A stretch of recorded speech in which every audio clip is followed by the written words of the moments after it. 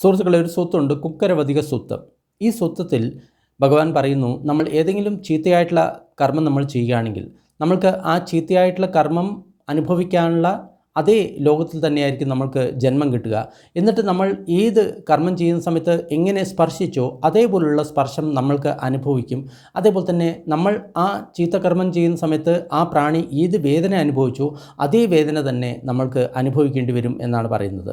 ഉദാഹരണമായിട്ട് നമ്മൾ ഒരു കത്തിയും എടുത്ത് ഒരു പ്രാണിയുടെ അടുത്തേക്ക് അതിനെ കൊല്ലാൻ പോവുകയാണ്. അപ്പോൾ അത് കാണുന്ന സമയത്ത് ആ കത്തിയും ആ രൂപം അതേപോലെ തന്നെ അതിൻ്റെ കണ്ണ് രണ്ടും കൂടി സ്പർശമാകുന്ന സമയത്ത് അതിൻ്റെ മനസ്സിൽ ഒരു ഭയമുണ്ടാവും. ഇതിനെയാണ് സ്പർശം എന്ന് പറയുന്നത്. ഇനി അത് കഴിഞ്ഞതിന് ശേഷം നമ്മൾ അത് കൊല്ലുന്ന സമയത്ത് അത് അനുഭവിക്കുന്ന വേദന, ഇതേ വേദന നമ്മൾ ഈ കർമ്മത്താൽ നമ്മൾ വീണ്ടും ജനിക്കുന്ന സമയത്ത് നമുക്ക് ഇതേ രീതിയിലുള്ള സ്പർശമാണ് ഉണ്ടാകുന്നത്, ഇതേ രീതിയിലുള്ള വേദനയാണ് ഉണ്ടാകുന്നത് എന്ന് ഭഗവാൻ പറയുന്നു. അത് കാരണം ഒരു കാരണവശാലും നമ്മൾ പ്രാണികളെ കൊല്ലുക എന്ന് പറയുന്ന പരിപാടി നമ്മൾ ഒരു കാരണവശാലും ചെയ്യാൻ പാടില്ല.